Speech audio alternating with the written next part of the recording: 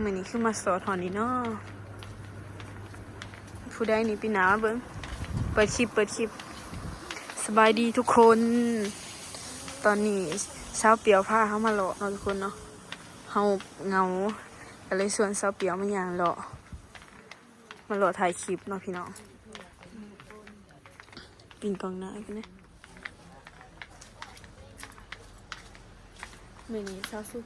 มาถ่ายคลิปหลังจากที่บ่ได้ถ่ายคลิปดนเนาะทุกคนเนาะบ่ได้ลงคลิปประมาณ4 วันเพราะว่าเช้าสุกบ่ว่างไปถ่ายคลิปเนาะ FC อาซินีเบิ่งแล้วบ่จักตอนนี้เช้าสุกก็อยู่ที่ตลาดสวรรณเขตทุกคนมาหรอค่ะครับมาทางหลังหิมมาทางหลังไปเนี่ย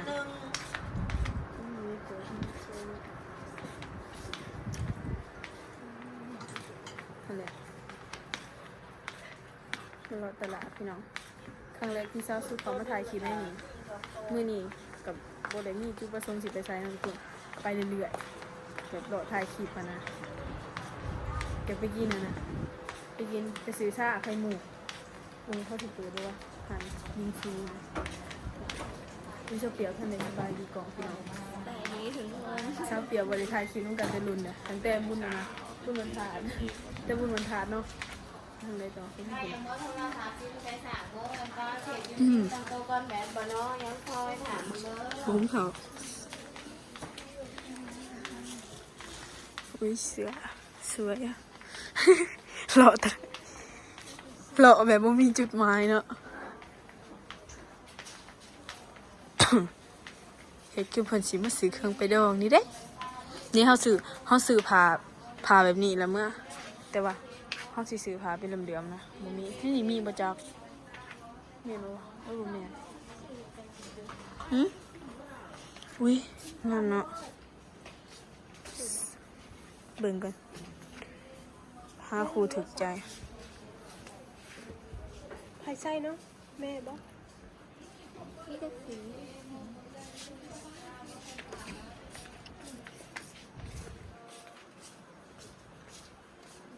เบอร์ยังเบิ่งพื้นมั้ยมีเบอร์40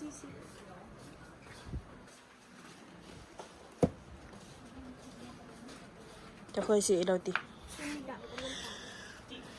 เกือบสวยเนาะพี่น้องยืด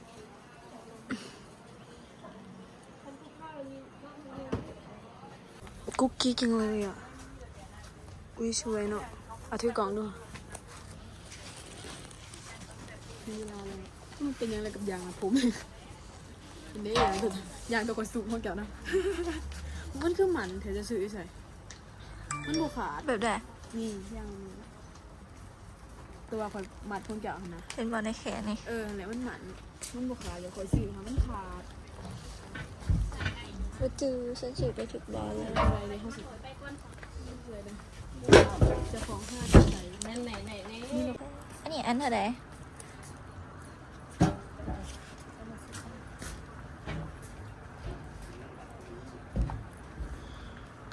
อาหารแข็ง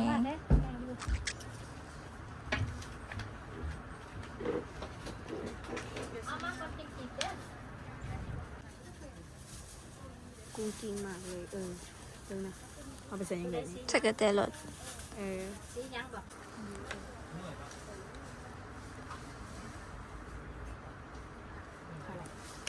สีแดง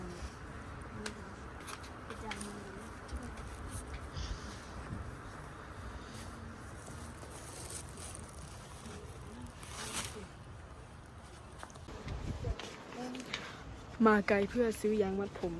แล้วก็มือ เพื่ออะไร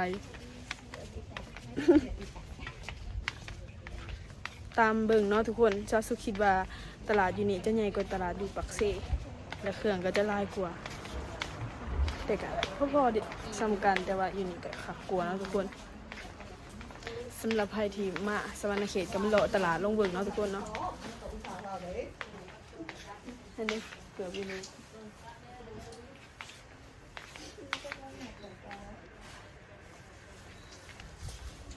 แล้วจะปีก็คนอันนี้จะปี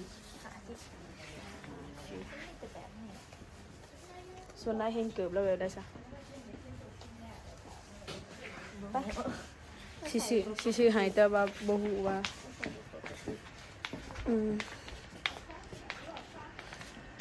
นี่สีไหมพี่น้องสวยเนาะเสือ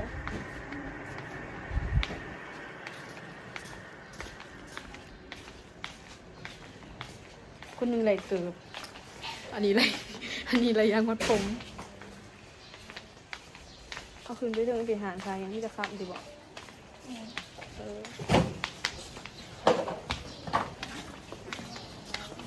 ไม่อย่างว่าเขามาถามเขาโมงน้องให้ร้านเสียติ๊กติ้งมะขาว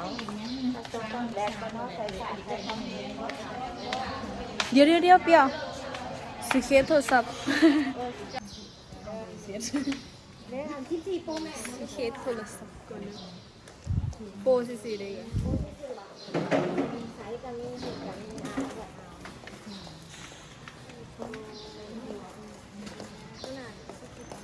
หาประกัน1 ปีบ่ มีหลายเดือนมันเดียวจะเอาให้เลยนี่ได้ของคุณได้อันนี้14โปรหาไม่ยังไงล่ะตัวนี้14ละลาย หนักไปที่ มีเขาคิดว่ามีถุงเสือเพิ่น บ้ามุ่งใช่จริงเหรอตัวมันเป็นเออใช่ปะบอกออกมาก็ได้ทำเลยตัวนี้ตัวนี้เห็นได้ยินแต่แล้วแต่ตัวสีดำอยู่เลยนี่บอกเขาขันได้เลยโปร3 กล้องครับ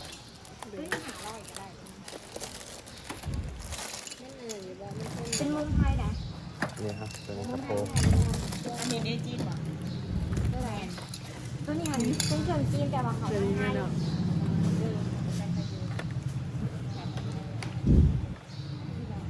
อันเท่าไหร่หักโปตัวนี้หันไล่ได้อยู่อันนั้นไล่ให้อยู่200 หมักแบบว่า อันนั้นก็แม่นว่ะ ที่เสาไก่แม่บอแมน ไม่ได้มีเวียดมีงาน พวกมันการอะไรอยู่มันการอะไรวะ มันสีบกมันสีบนูนขึ้นมาขึ้นแบบนี้แบบนี้มันสีนูนเวลาจะวางโทรศัพท์ แต่มันจะการก่อน แม่น มีใส่ สีใดสวยสีบัวอีกแล้วสีบัวสวยอีกแล้ว มักสีขาว สีขาวสวยกว่าป่ะ ตัวนั้น ราคาเดียวกันเบอร์ ตัวไหน อันนี้ก็มี ตัวนี้กับตัวนี้แม่ราคาเดียวกันเลย คือเบอร์ใดดิ ปกติ350 200 ที่บวกกับงาม ฮะ บวกกับงาม น้องเอาตัวนั้นมันสีกันกับจมกล้องได้ดี แม่มันมีหุ่มกล้องให้พ่อเด็กแกเบิ่งก็ได้จำมา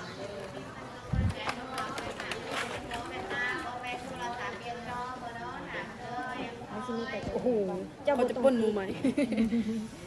เจ้าบ่ต้องติดฟิล์มกล้องเลยเดี๋ยวนี้ เพราะว่าโทรศัพท์เขาสีหมวกนี่มันเป็นสีขาวมัน โอ้ ง่าย ซีมอนตัวนี้ก็ได้ตัวนี้ได้ตัวนี้ก็ได้เพราะว่าสีนี่มันออกมันบ่ได้ออกบัวเจ็ดนะ เดี๋ยวเครื่องมาเครื่องในมือนี่หรอ โดย แล้วบริติดฟิล์มกล้อง หมุนเข้ามาในนี้อีกแล้วพี่น้องจะเปียวผ้าล้อเลย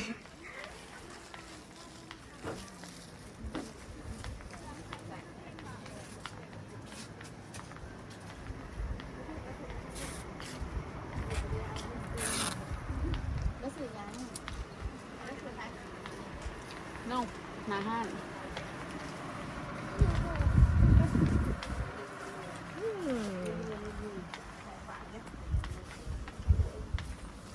ในเคสใหม่แล้วถึงเคสเก่า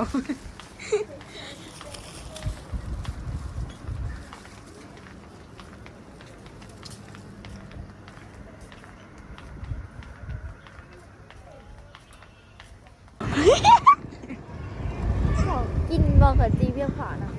อยู่ไหน เคยได้ยินอยู่ หือ ก็ลองสิ ออกมาจากตลาดเนาะทุกคนตลาดจะอยู่ทางนี้เขาไปทางนี้เดี๋ยวนี้เนาะทุกคนอันนี้โมเมนต์เลย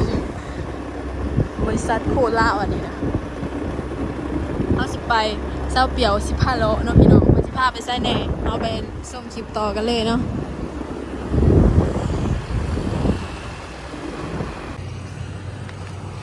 โอ้โหเราจะมาซื้ออะไรเราจะมาซื้อข้าวจี พิ่นพาเฮามาซื้อเขาวจีพี่น้องจะเสียยัง เอาเถอะจริงอ่ะ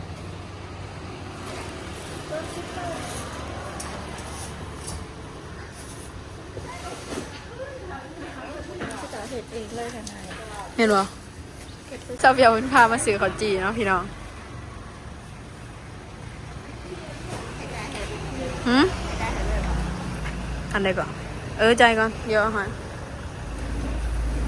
แต่เขาวจี2 คน เขาคนกินคนเดียวก็ได้ เขาสิไปใส่ต่อวันนี้นะไปกินบิงซูเขาเปิดนะมั้งเดี๋ยวเขาสิไปกินบิงซูอยู่แคมป์คลองเนาะพี่น้องเนาะ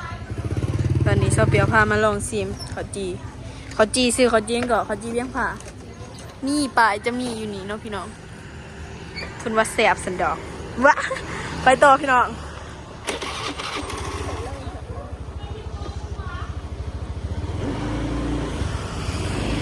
ยี่เคี้ยวไว้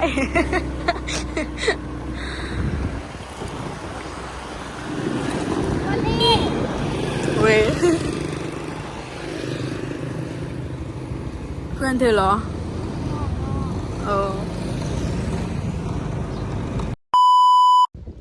ทุกคนตอนนี้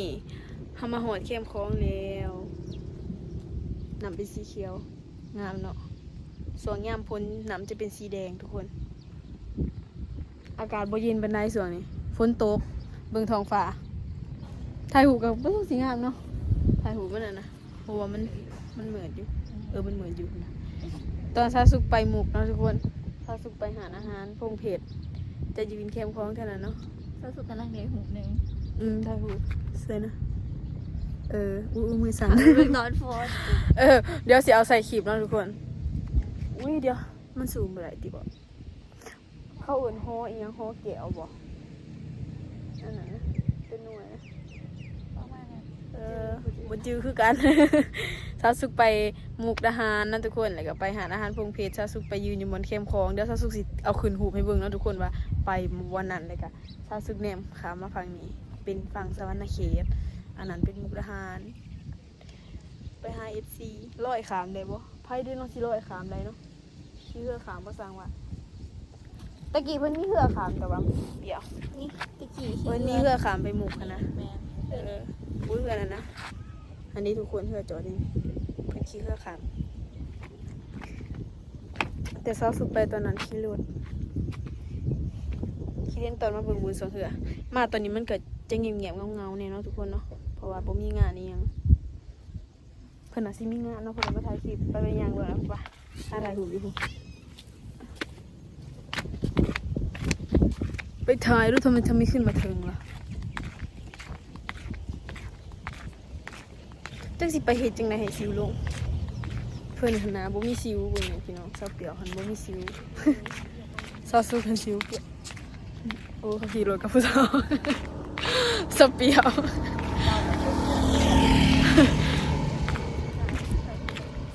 เขาเจ้าขี่กับผู้สาวหยอกมาได้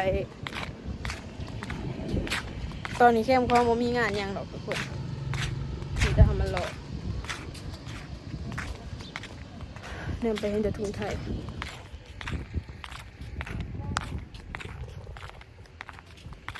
มันคล้ายกระแลมบ่เห็นบ่เห็นบ่เปียวกระแลมบ่หมด อะไรกินกระแลมเลย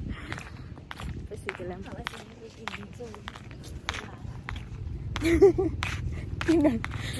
กินได้ทุกอย่าง กินได้ทุกอย่างกระเบื้องโตข่อยแม่ข่อยกินร้ายเด้ไปออกกำลังกายไปลองหุ่นนะไปลองพอนะทุกคนเขาสิไปขืนนั่นลองเบิ่งไปแห้งเลยสวงโซเปียวสิขืนเดนิโซพี่น้องเพิ่นก็สิลมปากแตก ไปเลยโอ้โหเฮ็ดแบบย่างแน่นะย่างในจินตนาการมาย่างในน้ำเนาะสิไปตัดน้ำใส่ สักกำลังหออยู่ไว้ใส่สินอยู่ ใส่สินมันบอกอันนั้นเป็นไหนซาเปียวโดดเทียนเนาะพี่น้องมึงโบแมนห้องเย็นภาคบ่ตอนแรกเพิ่นบ่ได้ไปโอ้เพิ่นบ่ได้ภาคแค่ตอนแรกต่างบ่ไป อ้าวโหลดเดียนแล้วเนี่ยเอามาซื้อกล่องแม่ขอสิลองขึ้นยังเนาะขึ้นยังวะขึ้น ห็นยังว่าที่มันแบบตลกขนาดพี่อะไรวะ สำเล็กหน่อยเห็นของหนีเลยนี่นะสำเล็กหน่อยเห็นของหนีเลย มันเป็นงงๆนะท่านผู้ชมเขาคิดว่าอันนี้ตลก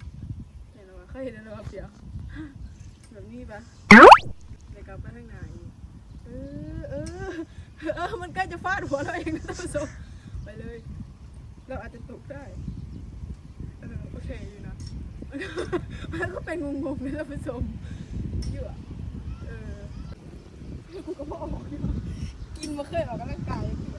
เป็นยังอีกว่าแบบนี้เอามาตลกเนี่ยเอียงว่ะ ลงมาเลยเอาตัวใหม่ ท่านผู้ชม ตัวใหม่ตัวใหม่ อุ้ยขับรถเขาขับรถอยู่นะส่วนก็จินตนาการเขาขับรถอยู่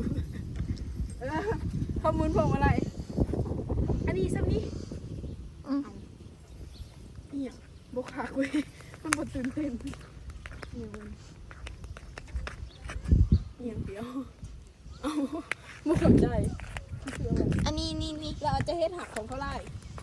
ถึงที่สองเดี๋ยวค่อยนั่นนิดนึงคักว่ะ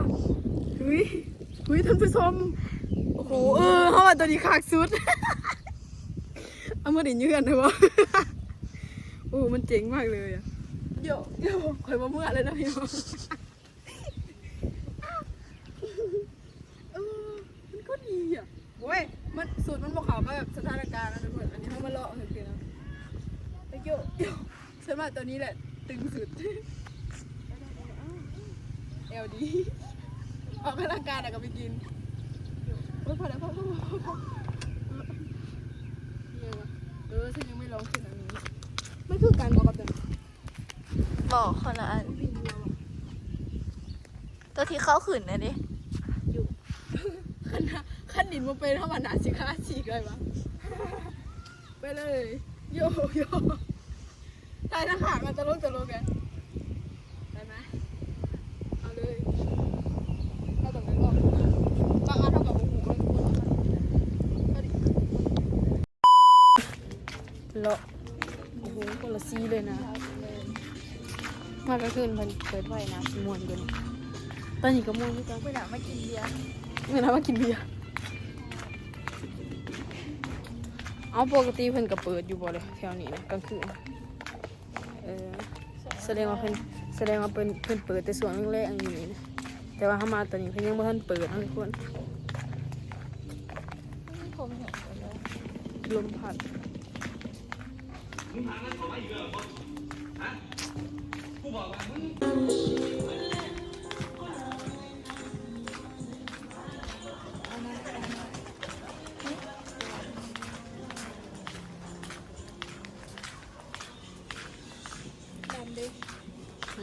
เป็นยัง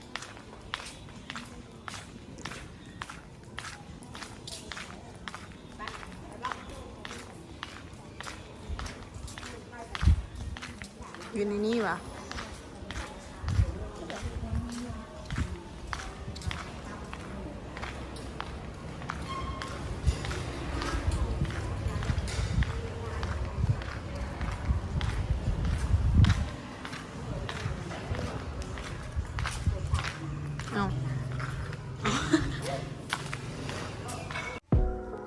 ทุกคนตัวนี้เศร้าเปียวลองสิผ้า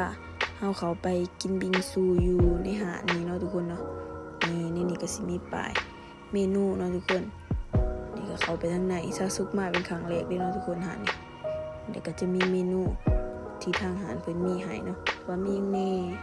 ซาซุกมากินบิงซูเป็นครั้งแรกเนาะทุกคนเนาะพาสิว่าเป็นนอกก็ยากเคยกินมารอบนี้กับเพิ่นบ่ทันได้เปิดเนาะทุกคนเนาะบ่ทันได้เปิดบอนที่ซาซุกมาตอนนี้ก็คืออยู่ที่เพื่อนเอิ้นว่าลาวเจริญนะทุกคนอยู่แคมป์ของสวรรณเขตแล้วก็ย่างเข้ามาอีกแล้วก็เลี้ยวขวากระซีนหาดนี้เนาะทุกคนมากินบิงซูแต่ว่าสาวเปียวเพิ่นมาหลายครั้งแล้วเพิ่นก็เลยพาเฮามาถ่ายคลิปบรรยากาศก็ดีอยู่เนาะทุกคนแต่ว่า